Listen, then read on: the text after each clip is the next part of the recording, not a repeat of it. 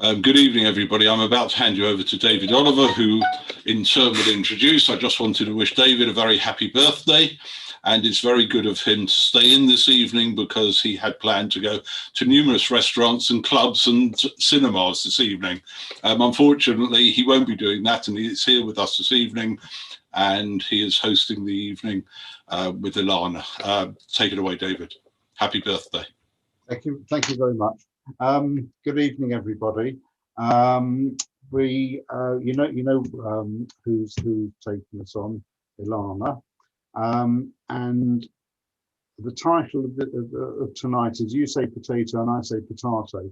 Now, I have to tell you, Ilana, that my wife also comes from Queens, so she understands potato and potato. So don't take her on. You can have a go at her later on. Anyway, Ashkenazi Jews love their potatoes. What would our food be without potato kugel, potato blintzes, potato latkes, and a potato knish? Imagine cholent without potatoes, and yet the potatoes only come in part of Ashkenazi cuisine in the 1840s. What did we eat so much before that? And what was the impact of the potato on the Jewish community?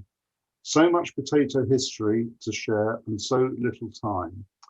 Ilana is the Rebbetzaen of Cockfosters and New Southgate, but not for such a long time now. She's the founder of Ta'am, offering fascination, excitement, and experimentation with Jewish food. She makes food and history vivid and alive. Ilana loves being interrupted, so please, when you have any questions, click the raise hand in participants if you know how to do that, but don't wave as we can't see you. We're also delighted to have Mr. Rabbi Epstein. I'm not quite sure what his role is, but I'm sure he's a fantastic cook as well. So, Ilana, over to you. Hi, everyone. Thank you so much for being with us tonight. And I know that Sally David is celebrating his birthday with us here, but everyone's got choices of what to do. So I'm so excited to share with you potato history. I know it doesn't sound like potatoes should have a whole history, but they do, and it's amazing. So firstly, Daniel, my husband, the rabbi, is here because he has not been privileged enough to hear the potato history yet. And he asked if he could tag along tonight. I thought it was date night. To hear the potato history, and I am super excited to share it with all of you. Daniel's excited to be here as well. He just stepped out of the shot, but he's in the background, I promise. All right, so let's get started. One finger means yes, two means no. Anyone ever eaten a potato? Let's try you out. So there are people here who haven't eaten potatoes? Okay, a couple of you haven't. Let me know what you're eating instead. I actually have a brother-in-law who's Persian who does not feel as fondly about potatoes as I do, but I guess there's one or two people out there in the world who haven't eaten a potato. So one, just remember for the future, yes, two is no. How many of you felt before you're going to speak to me tonight and before I talk to you, the potatoes had always been part of the Ashkenazi diet? One is yes, we always felt it was part of the Ashkenazi diet. Two is no, we know exactly what you're going to say to us tonight, and we're here just to check you're getting it right. So one or the other. Let's get straight into it. I'm going to share screen. If you have a question and we don't see you, put it in the chat.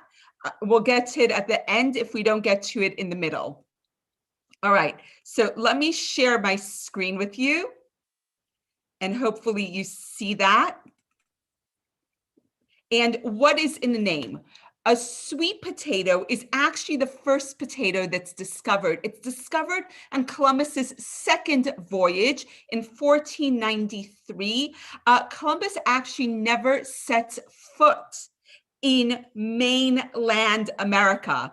He lands in Havana first, and then he kind of skirts around El Salvador, and in the Caribbean, he comes across the sweet potato, which isn't a potato in the fact that potatoes is something that grows underground, and it's a tuber, and the main plant is underground, and it's a different type of plant than the sweet potato. The sweet potato comes to Europe and people love it. It's orange, it's bright, it's colorful, it's sweet. They're very happy to eat it. The potato is only discovered in 1537 when there's an expedition to northern Peru. And why does potato get its name? Always very important to know the name of something.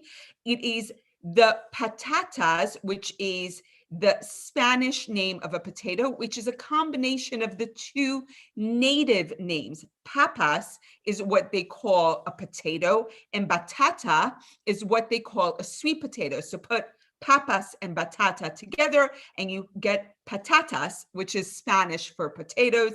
Translated to the English, potato, French, pomme de terre, and now we get into the Latin, tartufli. The German comes off the Latin Kartoffel, the Yiddish Kartoffel, the Yiddish or the Polish Bulbe. Now here's the thing, ever heard of someone making a boo-boo? Yes is no, yes is, one is yes, two is no. Okay, so in American, in that language I speak, your kid falls over, they hurt themselves, you go, ooh, that's a boo-boo, it's a hurt, it's a pain, it's something that's gone wrong. It actually comes from the Yiddish theater. When you messed up your lines in the Yiddish theater in America, you were said to have a bulba in your mouth, which was a potato, which then got shortened to you have a boo-boo in your mouth. To children nowadays in America, when they fall over and hurt their knee, they have a boo-boo. So the potato, makes all these rounds. The potato comes from, please open up your cameras, unmute yourself if you want to say some. Anyone know which country? We just said it. Potatoes are from, native to, I'll just say it, Peru. So they're native to Peru. Now, this is what's awesome about Peru. In, let's say, Europe, 21% of European land is arable. It means you can grow something on the land. 21% doesn't sound like a lot. It is the most arable place on the face of this earth. How crazy is that? Peru, by contrast, has 3% arable land. Now, there are people living in Peru. They need to figure out how to eat. So they keep on engineering a foodstuff that will grow on any one of the elevations, because Peru, why is it only 3% arable? Because most of Peru is taken up by the Andes. So on every level of the Andes, they find a different strain of potato that's going to grow on that land. And they keep on engineering the potato to ensure that anywhere in Peru, you can eat something, and the Peruvians eat by and large potatoes. And another great thing that we've all become familiar with in the last 15 years, quinoa, also grown in Peru. It's this super food. And let me just go back to our share screen. So we are now, these are some of the varieties of potatoes you will find in Peru. How gorgeous are those? Every color, every hue, and it's not just the skin on the outside, it's the flesh of the potato as well. The first domesticated potato, anywhere between 8,000 and 5,000 years before the Common Era. The earliest remains are found in Peru in 2,500 before the Common Era. So let's look at why the potato is so amazing. I promise you, we're going to get to Jewish history, but to understand why it affects the Jews, we need to understand the potato. Grain takes a 10-month cycle to grow. From the moment you plant it to the moment you reap it, it's 10 months. A potato, by contrast, 2 to 3 months, which means that you can grow potatoes 3 to 4 times on an average year. The yield of grain is 1 portion per land. The potato, you can grow twice as much in the same amount of land. Now, the calories, you would think it's 1 to 2. It isn't. The difference is that a mature stalk of a grain, you could only eat 1/3 of it, while a mature potato, you could eat 3/4 of it, yielding more calories per potatoes. Now, we all see calories as the enemy, but back then you wanted calories. There were no donuts. You know, you needed to get your calories somewhere, and the potato provided them in abundance when compared to grain. So let's just see what's in a potato. So 79% water, and then 21% stuff that's really good for you: carbohydrates and proteins, essential vitamins, minerals. The potato on its own is not a whole food. It's only lacking one other food. When combined with potato, you have a whole food, and that is dairy. So you take potato, you take dairy, you bring it together, and you can live a very, very healthy life, not introducing very much more to your diet. I want to show you a map. This is production of potato in 2016. As you can see, there are very few places in the world in 2016 that don't grow potatoes. And that's because the Peruvians had this different type of potato for almost any type of condition. It's incredible, the ability to grow potatoes. And considering they come from Peru, which is not a very big place, look at how far and wide they have spread, especially when you consider that it's 1537 when the potato is discovered and brought out of Peru into the larger world. Oh my goodness. So that gives you a rounded history of the potato. But let's talk about Europe. Europe in the 16th century is not a great place to live at all. It's actually a really difficult place to live. And we're going to discuss that. But before we get there, because I promised you a little Jewish history before we go back into the potato history, the top growing area of potatoes in 1900 is the Russian Empire. And there are a lot of Jews in the Russian Empire in 1900. Vilna, which is in Lithuania, is the top potato consuming area of the Russian Empire. And Vilna had a lot of Jews. So what were they eating? I find this fascinating. Let me share with you again so you can see how much people are eating. So let's just see, did we go? 1 second, it is not cooperating. I'm gonna stop share and share again.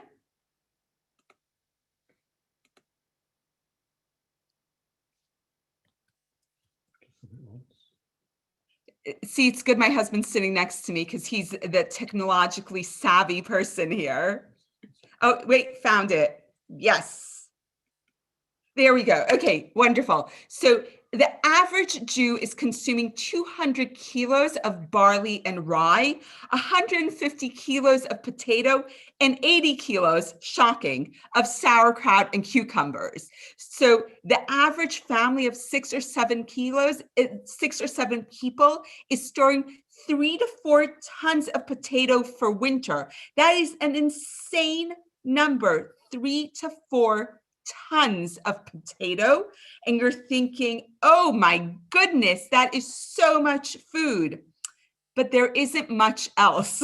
They're eating barley, rye, potatoes, sauerkraut, cucumber, and they may like color it with a little bit of beetroot occasionally, a bit of herring. If they're really lucky, some schmaltz, and if they're super wealthy, there may be some chicken involved. This is it. This is all they're eating. And this is one of the keys to the success of the Jewish community. But let's swing right back into our potato history and keep this in mind. We're going to come back. This is the reason the Jews have succeeded. I trust you. It's all about the potato. All right, 16th century Europe. It is not a good place to live. Europe has been ravaged by the Black Plague. It's been ravaged by crusaders. You have warring countries. And in the midst of all of that, you have all these European countries making their way to America, and they come back with tremendous wealth. Imagine there's a mountain, I kid you not, a mountain of silver in Potosí, Bolivia. They don't even have to dig underground. They're just hacking away at this silver. The natives of Bolivia don't need the silver or don't know what to do with it. The Spanish bring it back to Europe, and there's this new acquired wealth. And the first thing people want with this wealth is to dress the part. They want to dress like the wealthy merchants they are. No longer am I happy with one set of clothes. I want 2, 3, 4, 5 sets of clothes. I want as much clothing as possible. But where am I going to get the clothing? I need wool for the clothing. So all this land that I was growing my grain on, forget that. Let's get some sheep on that land. We're going to convert our agricultural land into land for pasture, which will then translate into the manufacturing of cloth. And Europe becomes this amazing cloth producer, which inevitably causes a grain shortage because I took all my tillage and I converted it to pasture. And there's a repeated grain shortage during the 16th century into the beginning of the 17th. So you would think 1570, the potato is introduced to Europe. Hurrah, potatoes. We just said you only need half the amount of potatoes for the amount that you would for grain. But the Europeans are very suspicious of the potato. So why? Let's look at this potato chart. Potatoes that we get today at Waitrose are engineered. They're made to look pretty. You saw that picture of all those gorgeous colored Peruvian potatoes. The potatoes that come to Europe are lumpy and bumpy, and they have, they're not perfect and they're not pretty, and the white flesh reminds the Europeans of leprosy, and they don't want to eat anything that reminds them of this terrible disease. Some potatoes, and you'll all know this, turn green. My sister, my beautiful sister, is actually allergic, as a number of people are, to peeling potatoes. So potato doesn't seem like a good idea. It's not like that yummy sweet potato. They actually don't know even how to eat it. So where we would need the potato to solve this crisis of grain shortage, it's not introduced. So in Europe, and I'll stop sharing again. In Europe in the 16th century, everyone's main concern, you can be nobility and you could be a peasant, is food. That's it. That's what people are most concerned about, how to put food on the table. There's a reason that in America we call money dough. This is the most important thing anyone will spend their money on. The nobility spends the most money. The poor people spend the least, but the poor people are spending every penny they have on food. Interestingly, in the 16th century, the only people who sit down for a meal are the nobility. The poor people grab and go. There's no idea of sitting down for breakfast, lunch, and dinner. That comes later. There isn't enough food. Everyone is concerned. Everyone is worried. That latent hunger that we have comes from this, our need to survive. And it's incredible how that happens. So let's discuss a bit what is happening in Europe that's going to change everything. There's going to be a revolution. There are going to be many revolutions, but there's going to be the agricultural revolution. By the way, without the agricultural revolution, there is not going to be an industrial revolution. And without the industrial revolution, there isn't going to be the French Revolution. We need the agricultural revolution. And a few things happen that make the agricultural revolution really important. So let's go back to sharing screen and let me take you there. So, this is one of those food riots that happened in Russia in the 1600s. I found so many images of this. It's incredible. It was well documented. Agricultural revolution. What happens is that by the 16th and 17th century, I have 3 sons. I'm going to leave my plot of land to my 3 sons equally. They're going to leave it to their 3 sons and their 3 sons, and the plots of Europe become smaller and smaller and smaller until someone says, this isn't good. We need to just leave the land to our 1 son, the eldest son, because by dividing and subdividing these plots, we're getting less and less land. Every hedgerows we put, every wall we put in between robs us of land. The revolution is, let's put all those tiny plots together into one. Where before they were using muscle to do everything on these fields, they start using machines. They start discovering the idea of crop rotation. Had they read the Bible, they would have known about this, but they didn't. And then this amazing invention, there's a sickle and a scythe. I had to look into scythe. Thank you. The rabbi's correcting me. Very important here. The sickle is a short implement. It's got about, I would say, 8-9 inches of a handle, and on it is a curved blade, and you have to hunch down on your knees and take this one-handed blade and cut through the stalks of wheat. And every time you progress, you stand up, you bend down, you hunch, and you cut. This is exhausting work. If you imagine Ruth in the fields of Boaz, I can imagine her. Even the Torah tells us she bends down in a modest way to cut through the sheaves of corn. The scythe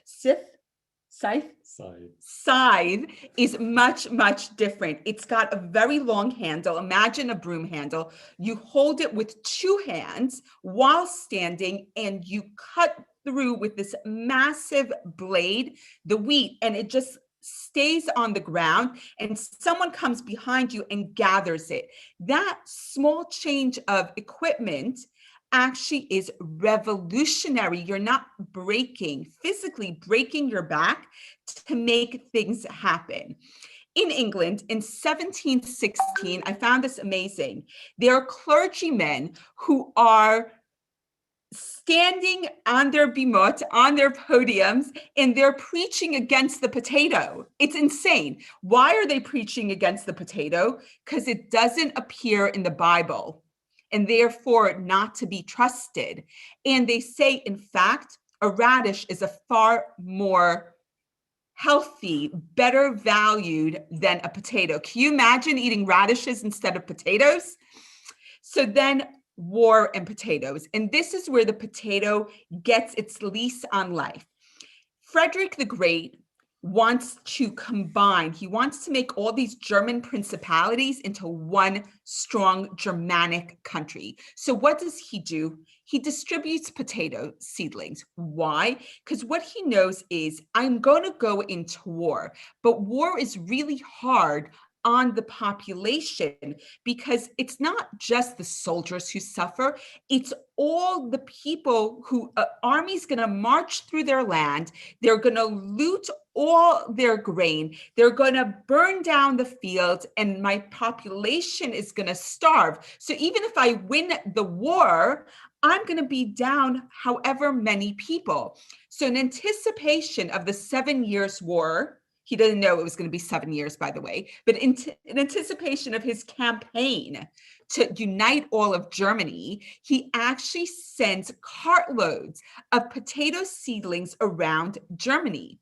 And we know the story when he gets to a Baltic city of Prussia called Kolberg.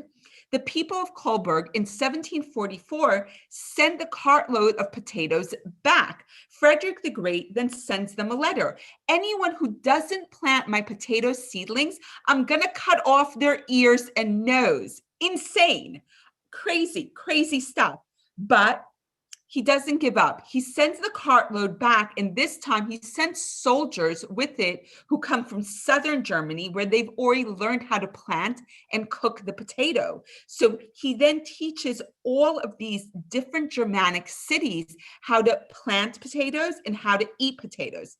No one's all that excited about the potato yet. They're going to get there. But during the 7 Years' War, the French and the Austrians and the Russians learn about the potatoes because of the Germans. Now, this man, Antoine Auguste Parmentier, is the man who's going to bring potatoes to Europe in a very big way. What happens is Parmentier is imprisoned during the 7 Years' War in a German prison, and he is fed potatoes and nothing but potatoes during his imprisonment. The only other species eating potatoes at this point in Germany are the pigs. They'll feed potatoes to their livestock and to the prisoners of war. Parmentier leaves jail. He leaves his imprisonment and finds that he's healthier after a sustained diet of potatoes than he was before he went into prison. He is out of prison and he rushes to Louis XVI and says, I just survived jail by eating potatoes. We need to ensure that everyone in France plants potatoes. And why France? As opposed to Germany, they'd already been planting it in Germany for 20 years. Why does it take hold in France? Because France has one of the worst climate consistencies in all of Europe. Between the 10th and 18th century, France endures 89 major famines and hundreds of additional local calamities. No one needs the potato more than the French. So let's look at what the potato does when it's introduced to all of Western Europe by 1770. Potatoes increase food supplies. We're saying there isn't enough food in Europe. That's why people are desperate. Better fed people are more resistant to disease. Death rates decline. Birth intervals shorten. There are more children being born. The children are weaned faster because I could feed them mashed potatoes and milk, and therefore they don't need to nurse quite as long. The increased population doesn't strain the food supply because I'm planting potatoes. Before the potatoes, childbirth was the foremost cause of death amongst women, and only 4 children out of 10 survived to the age of 15. You can see how the potato is going to change Europe. All these additional healthy, strong people can revolutionize Europe. It could bring Europe into the modern age. Food historian he's not a food historian, he's just a historian. William H. McNeill says potatoes change world history. Without the potatoes, Germany could not have become the leading industrial and military power of Europe after 1848. Had it not been for the potato and this ever increasing strong population, just Germany wouldn't be what it became. It's incredible. Potatoes freed the continent, empowered its talent, and fueled revolutions. We're going to stop sharing for a moment. It's incredible what the potato does for Europe. I can't stress it enough. We say this all the time. Give people food. Give people a few moments to not worry about what they're going to put on the table, how they're going to feed their family, and their creativity booms. Their ability to think creatively, progressively, it takes hold, and you can't hold people down when you feed them. When they feel nourished, they could do anything. And it's incredible. I mean, that whole idea of don't send your kids to school hungry in the morning, by the way, breakfast, I forget it all the time. So this is all about feeding people, and you feed them, and look how much Europe changes. So let's look at a couple of maps. I love maps. It's one of my favorite things to look at. But let's discuss now, as promised, the Jews of Europe and how the potato is going to change our history. So here we go. So Jews in Europe, it's estimated by the international, sorry, I went too fast. The International Institute of Jewish Genealogy, that in 1700, this is shocking to me, there are only 716,000 Jews in Europe. That boggles the mind. And I'll tell you why it boggles the mind, because we know that on the eve of World War II, there are 16 million Jews in the world. How do we get from 716,000 to 200 years later, this incredible figure? And the reason is, I believe, the potato. Why is the population so small? High mortality rate due to epidemics, wars, natural disasters, expulsions, mass murder, forced conversion. And in Germany, also, this was new to me, there's a limitation on how many Jewish men are allowed to marry.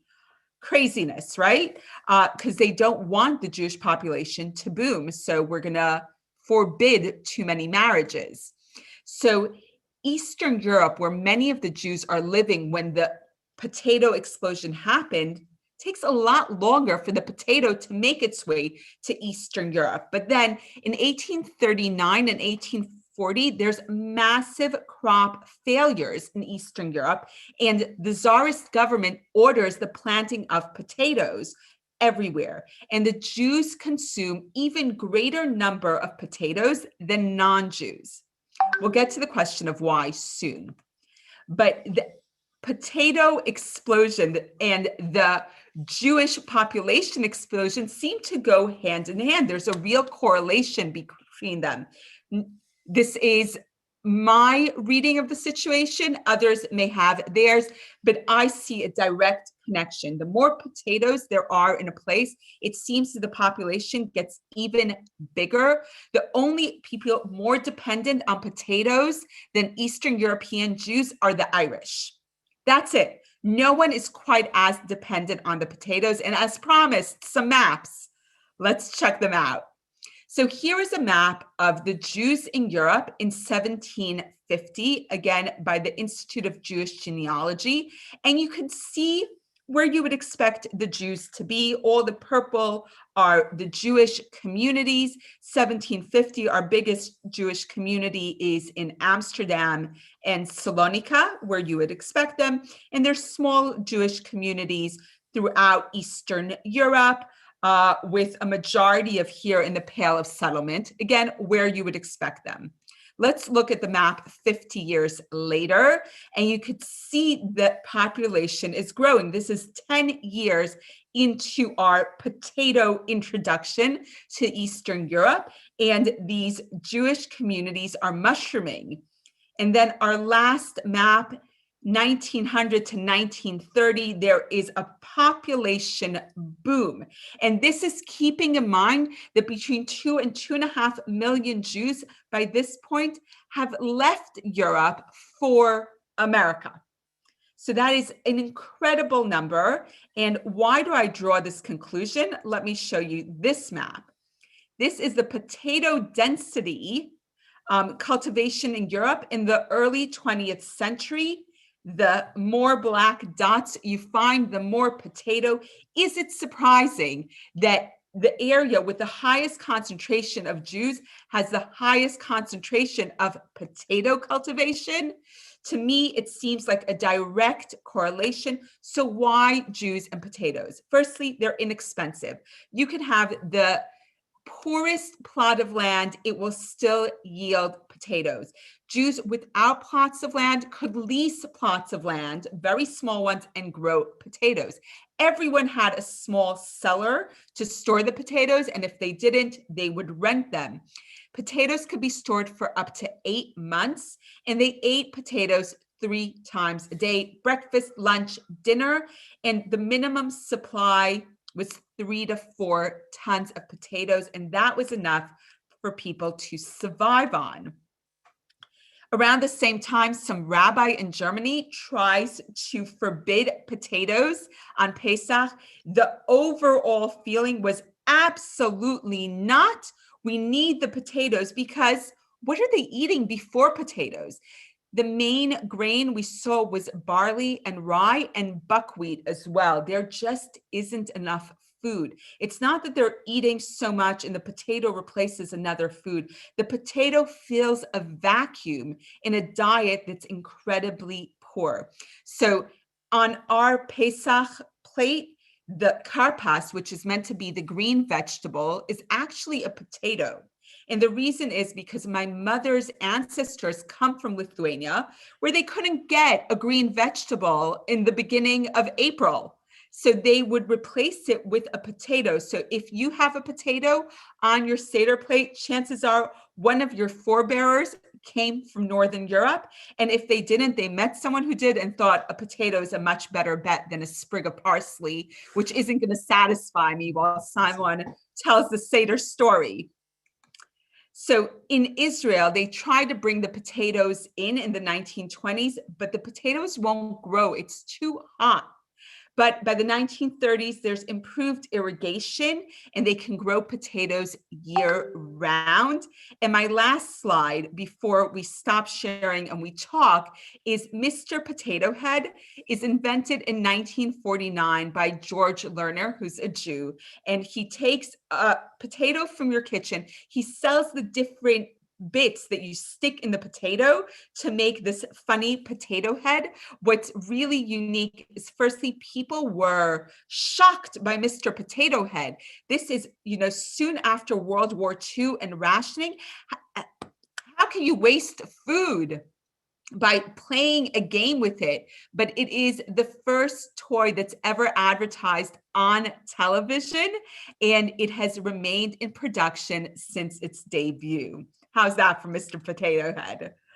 All right, questions and comments, and then we will go back to talking some more.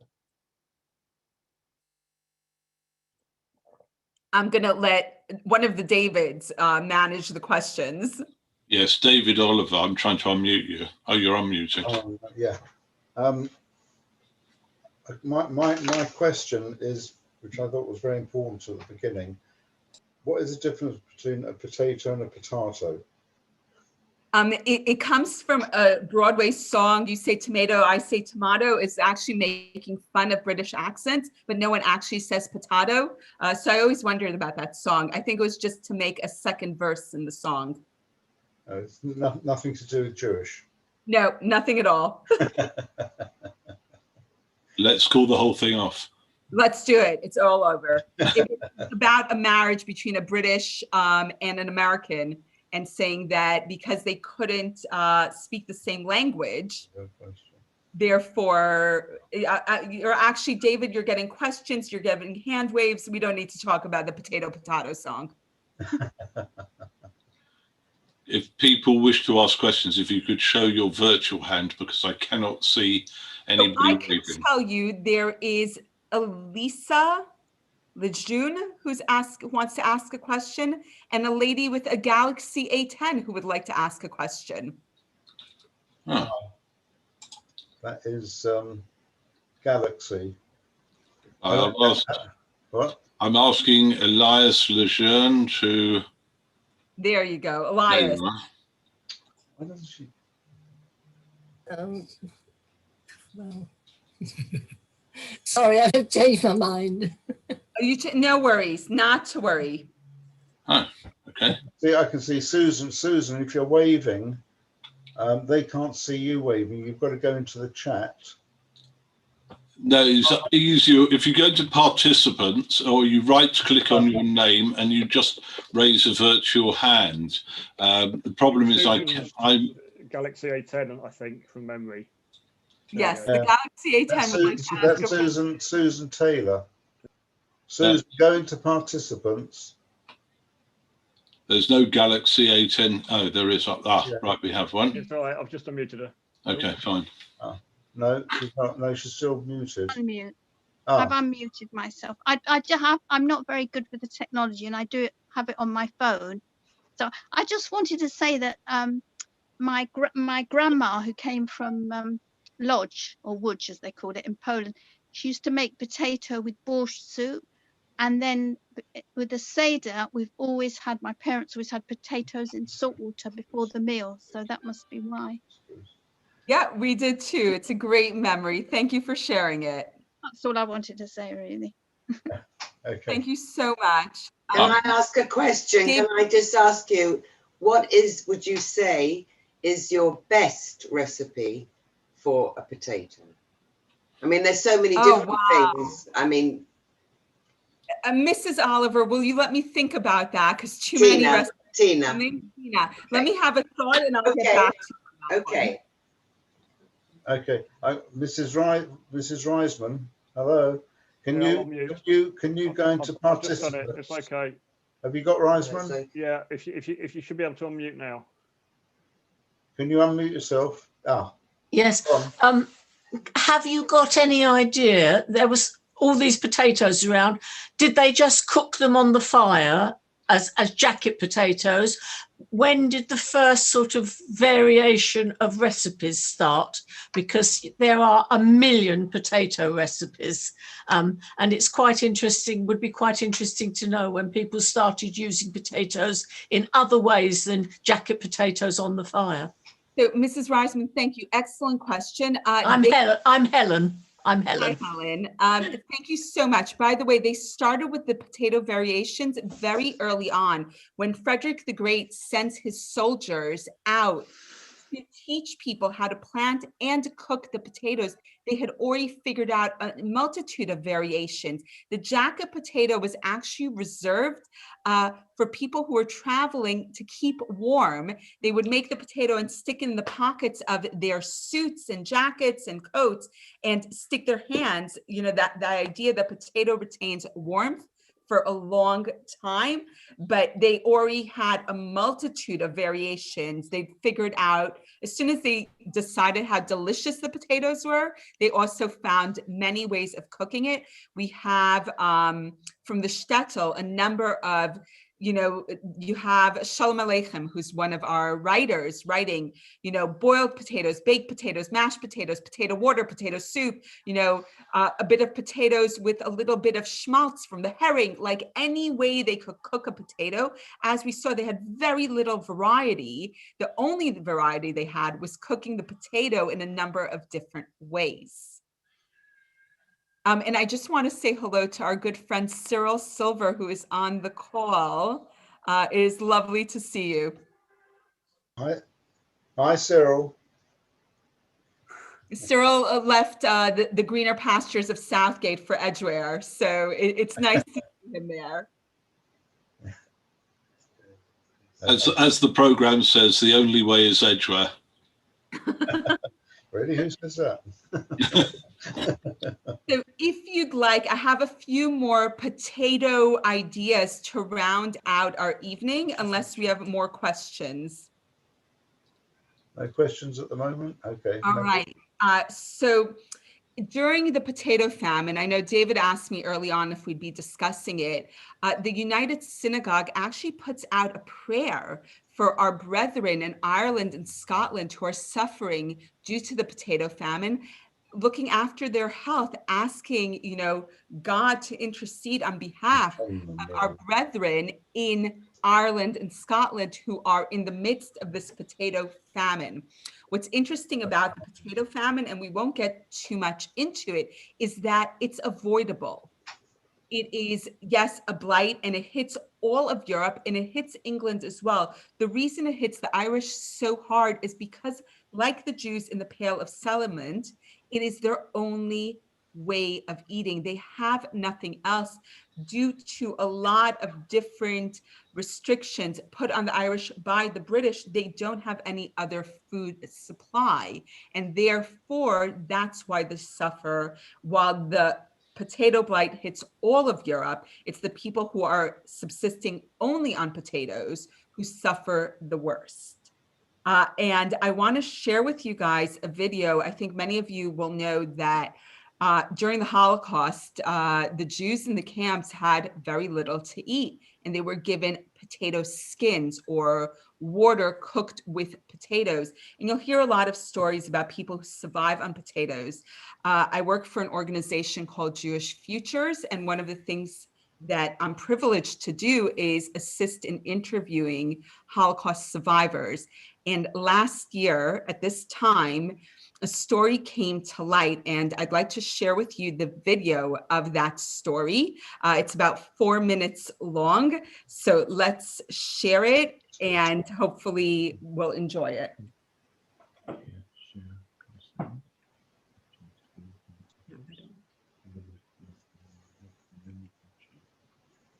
Okay, so give me 1 sec.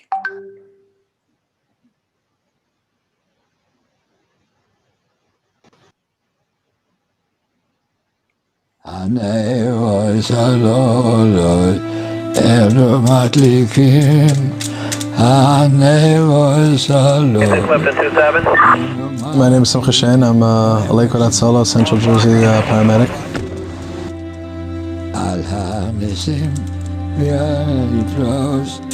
It's the second night of Hanukkah. We were dispatched to a medical emergency that was taking place about a mile from my home. So as a paramedic, I responded out to that call, and we went and we treated, we stabilized the patient, and as we were about to leave the home, we noticed that her husband was stepping into the little sunroom, the little alcove that we needed to be able to exit the house. He mentioned that he would like to light candles for his wife before she heads out to the hospital. And we also noticed, after we saw the beautiful menorah, that right next to it, there was a potato with a little hole and a little bit of oil and a wick that was lit. Their son was there as well, and I said, what's that potato? And he had mentioned that his father would light it every year since World War II, when he was escaping from the Nazis, to commemorate what he went through. I was born in Germany, and my family lived in Germany for 300 years. All of us, 10, 12, the Nazis took over and burned down the synagogue. They burned your synagogue? Yeah. Because during the war, there was nothing to light. There were no candles. But my mother found this apparatus where we took a grapefruit or a potato and cut it out and used it as a Hanukkah light. She wanted to maintain the tradition 100%. You couldn't use the big candelabra, but you could do it in a small way anywhere you are. The idea of lighting a candle is something, since thanks God you survived, and you have possibility to show your children. You can show them pages of history in actuality. Hopefully that will penetrate for, as you see, 3 generations already. The message for Hanukkah is be strong, and you have something to follow in your family's life and family's life, something you don't give up so easily. This must be 75 years lighting this menorah to commemorate what he went through. And I thought it was just something really special. It's something that I'd never seen before. And I said, is it okay if I take a picture? That's all we did. I took out my phone and I snapped 2 pictures or 3 pictures, and I walked out. And I said, I'm just going to try to share it.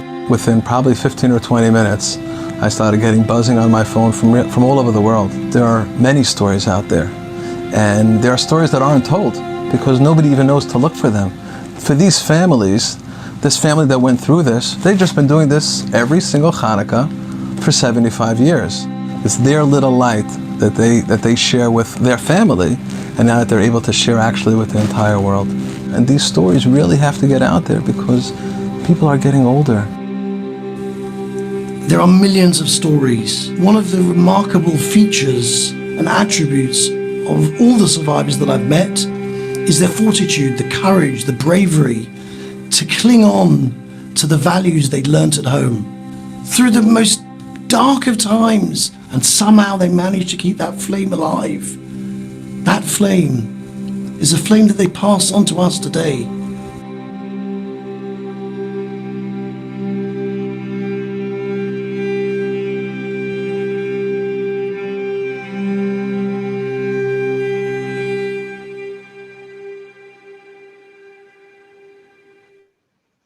Lovely, really nice.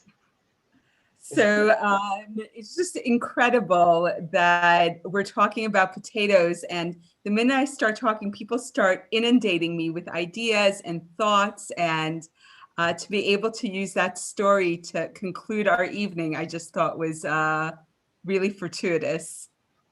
Could I just ask one question, just slightly away from that? I noticed you qualified as a French pastry chef. Do you prefer to eat French pastry or potatoes? I actually will say potatoes. They're far more nutritious and filling. But are they as enjoyable? I'll have to think about that. There's a joy in one or two beautiful pastries, but a potato will be with you for life.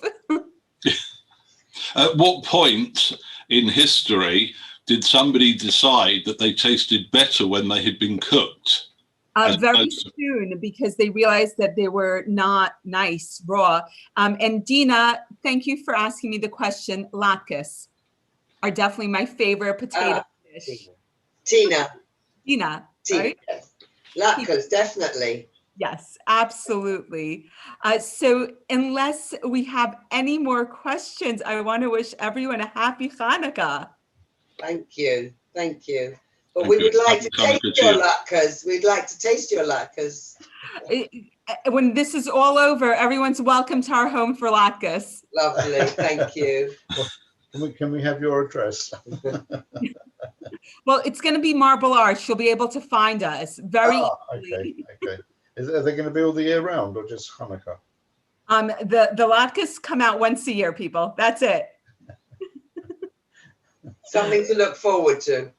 Absolutely. Wishing all of you a wonderful Hanukkah, a happy year. That this year only teaches us how to do things right in the future.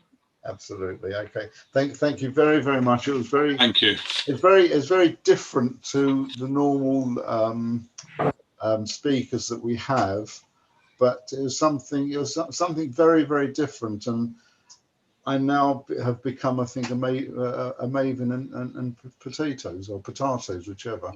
How many people can actually say that? I'm a potato maven. Now, but you know what's happened now.